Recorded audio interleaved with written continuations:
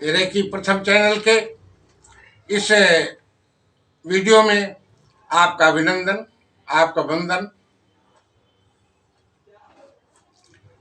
कल के वीडियो में हमने देखा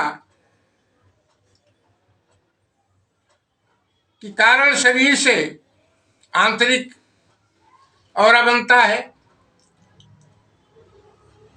सूक्ष्म शरीर से बाहरी औरा बनता है। आंतरिक औरा को नापने के लिए किर्लियन कैमरा होता है, जिसे रूस के फोटोग्राफिक इंजीनियर ने किर्लियन ने निर्माण किया था। उन्होंने एक बहुत खास बात बताई थी, उसका भी जिक्र यहाँ बहुत जरूरी है।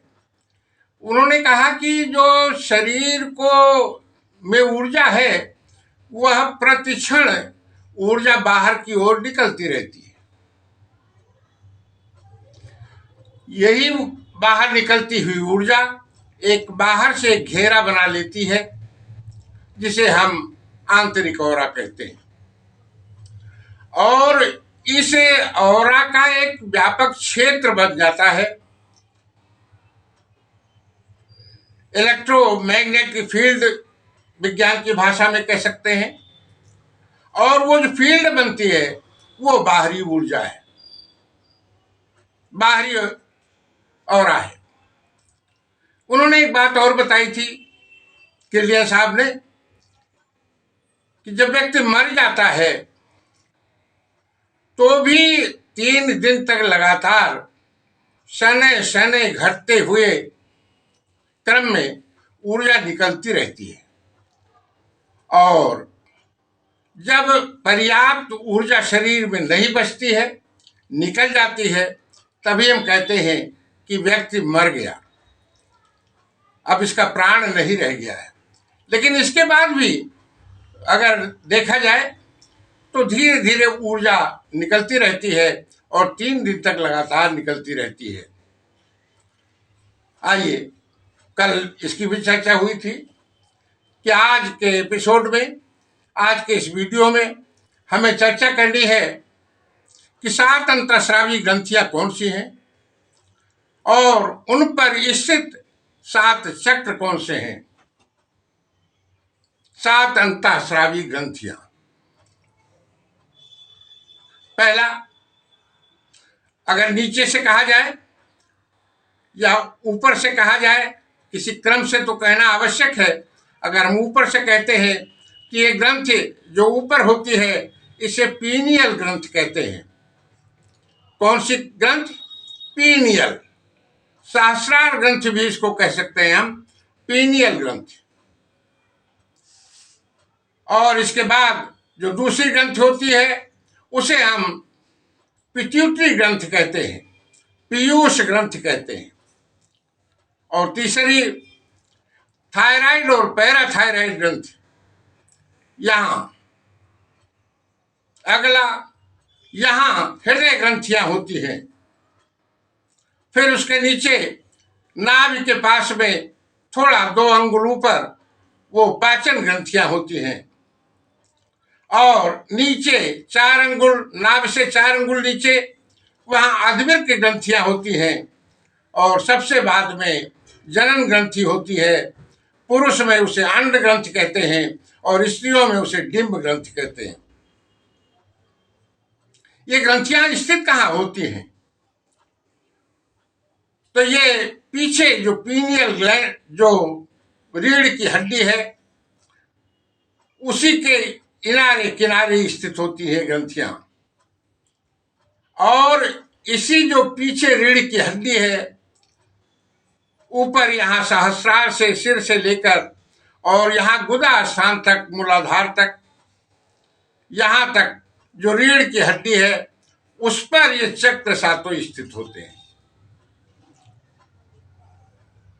अगर हम थोड़ा और गहराई में जाएं तो 2 प्रकार की नाड़ियां, इड़ा पिंगला, उनके बीच में स्थित सुषुम्ना नाड़ी और उसके भी अंदर ब्रह्म नाड़ी स्थित होती है। और उस ब्रह्म नाड़ी में ये 7 चक्र स्थित होते हैं, जिनसे प्राण वायु होकर के ऊपर नीचे आया जाया करती है इन चक्रों के माध्यम से। 7 अंतःस्रावी ग्रंथियों को फिर से एक बार, यहाँ ऊपर पीनियल ग्रंथ, फिर उसके बाद यहाँ पिट्यूटरी ग्रंथ, फिर यहाँ थायराइड पैराथायराइड ग्रंथ, और यहाँ हृदय ग्रंथि, यहाँ पाचन ग्रंथियां, नीचे अर्धवृक्क ग्रंथियां, और सबसे नीचे जनन ग्रंथियां। पुरुषों में इन्हें अंड ग्रंथि कहते हैं और महिलाओं में इसे डिंब ग्रंथि कहते हैं। और इसी पर 7 चक्र स्थित होते हैं। हमारे वेद उपनिषद में इन चक्रों की बृहद रूप से व्याख्या की गई है। 7 चक्र इन्हीं अंतःस्रावी ग्रंथियों पर स्थित होते हैं। यहां जो स्थित होता है चक्र, उसको कहते हैं सहस्रार चक्र। यहां जो स्थित होता है उसे कहते हैं आज्ञा चक्र।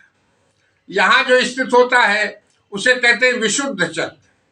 यहां जो स्थित होता है उसको कहते हैं हृदय चक्र। यहां जो स्थित होता है उसे कहते हैं मणिपुर क्षेत्र, मणिपुर चक्र। उसके नीचे स्वाधिष्ठान चक्र और सबसे नीचे मूलाधार चक्र स्थित होता है। इनका फिर से नाम एक बार, सहस्रार चक्र, सहस्रार, ये आज्ञा चक्र, ये थायराइड पैराथायराइड विशुद्ध चक्र,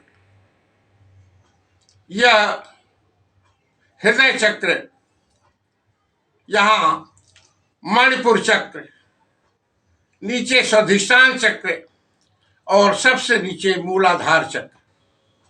हम सामने से बता रहे हैं, चक्र सामने से स्थित नहीं होते। चक्र पीछे जो रीढ़ की हड्डी है उसमें वो 2 ईड़ा पिंगला, 2 नाड़ियां होती हैं। बीच में, इन दोनों के बीच में एक सुषुम्ना नाड़ी होती है और इन सब के बीच में एक ब्रह्म नाड़ी होती है। उस नाड़ी में ये 7 चक्र स्थित होते हैं और उन चक्रों के नाम यहाँ सबसे ऊपर से सहस्रार, फिर नीचे यहाँ आज्ञा चक्र, और फिर उसके नीचे विशुद्ध चक्र, उसके नीचे हृदय चक्र, और इसके बाद मणिपुर चक्र, और उसके बाद स्वाधिष्ठान चक्र, और सबसे नीचे मूलाधार चक्र होता है। यही हमारे ऋषि मुनियों का यही विचार था, यही सोच थी, यही उनकी खोज थी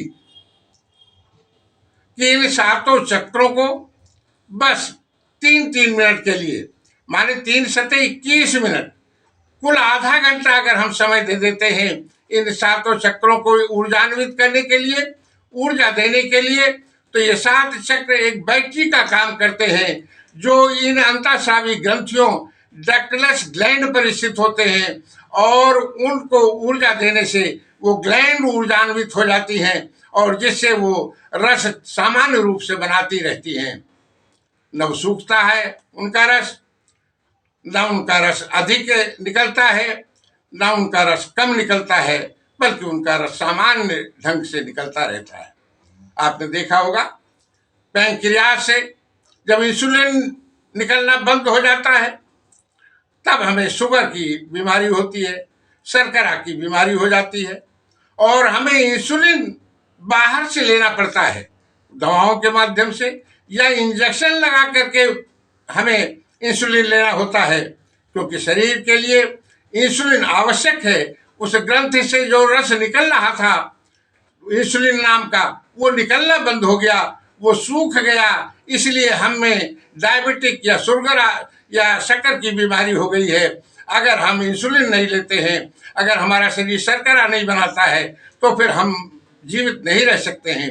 इनका, इन ग्रंथियों से जो रस निकलता है, इन रसों का बहुत महत्व है जीवन के लिए। ये रस, ये अमृत है। अगर ये रस नहीं मिलते हैं तो ये शरीर का पोषण नहीं हो पाता है, ये शरीर जीवित नहीं रह सकता है। इसलिए आवश्यक है कि ये जो 7 अंतःस्रावी ग्रंथियां हैं वो सामान्य रूप से रस निकालती रहें और रस निकालने के लिए इन 7 चक्रों को सब हर प्रतिदिन 24 घंटे में हर चक्र को कम से कम 3 मिनट के लिए उनको ऊर्जा देना होता है और ऊर्जा देकर के हम उसको ऊर्जान्वित कर लेते हैं। केवल चक्र को ही नहीं, जब चक्र ऊर्जावान हो जाता है तो उस पर स्थित जो ग्लैंड्स होती है वो ऊर्जान्वित हो जाती है और वो ग्लैंड्स सामान्य रूप से अपना रस निकालती रहती है। आज बस इतना ही। ये सातों ग्रंथियां और सातों चक्रों के नाम आपके स्मरण हो जाएंगे तो आगे का पाठ पढ़ना, आगे की जानकारी लेना बहुत सरल हो जाएगा। रेकी एक ऐसी विद्या है, एक ईश्वरीय विद्या है, ये यूनिवर्सल फोर्स की विद्या है, ये गॉड पावर की विद्या है जो कभी ऋषि मुनियों के पास थी, बीच में गुम हो गई। फिर अभी डॉक्टर उसुई ने इसकी खोज की थी और आज हम तक वो है, हमें प्राप्त है, उसका हमें लाभ उठाना चाहिए। इस दुर्लभ विद्या जो कभी ऋषि मुनियों के पास थी वो हम आपको हस्तांतरित कर रहे हैं और इसलिए आप बहुत नेक दृष्टि से, बहुत अच्छे नियत से, कुछ ईश्वर की कामना करके, अपने इष्ट देवता को याद करके और इस विद्या को ग्रहण करें। बस आज के इस वीडियो में धन्यवाद। जय हिंद।